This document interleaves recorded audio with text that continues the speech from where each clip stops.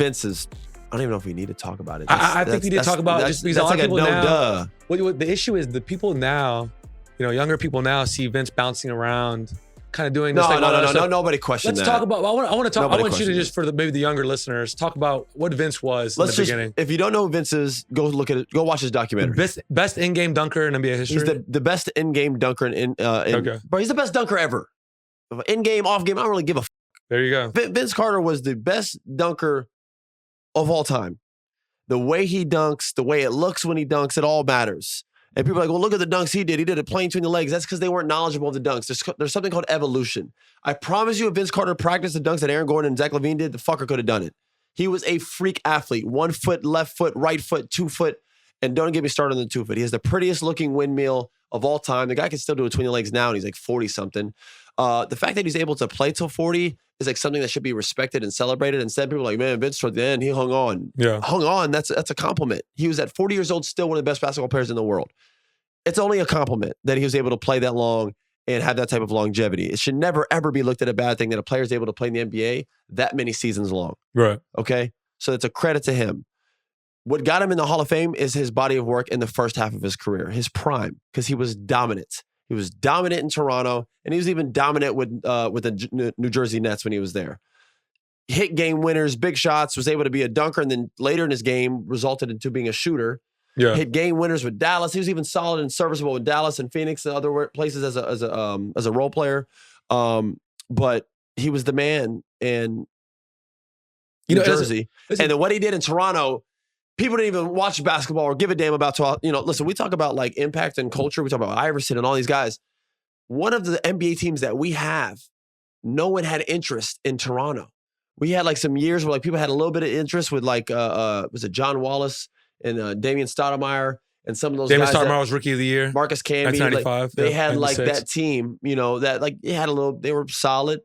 But Vince came there and it became. Well, let me help you out. Vancouver and Toronto got teams at the same time. Vancouver ended up moving and Toronto stayed. A lot of that has to do with Vince Carter. A lot of that, and only with all due respect to Sharif Abdul-Rahim. Because I promise you, if Vancouver had Vince, that team would probably still be around.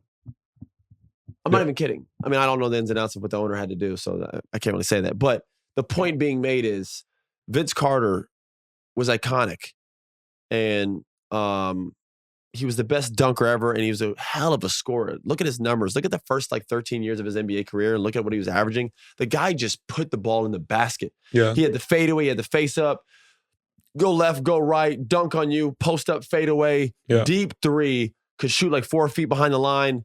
He was just a complete stud. And for a long time was considered a superstar. That was the guy that was battling versus Allen Iverson in playoff series. Like Vince was really that guy. Right. So that goes without saying for people who don't know. One more thing too. Go YouTube Vince Carter. And I'm not talking about his dunks. Just type in Vince Carter highlights, 40-point game. And there'll be like hundreds of 40-point games that he scored a 30 or whatever. So he's valid. Vince Sanity was something else. Won a gold medal in 2000 Olympics. I believe it was in Sydney. And I think he was maybe the best player on the team at the time. Or he was playing the best. At that time, he was one of the main players on the team, if not the best player on that gold medal team, where he absolutely jumped over somebody who's 7 foot and punched it. He probably has he has the best Olympic, FIBA, Euro game, whatever you want to call it, dunk of all time. Right.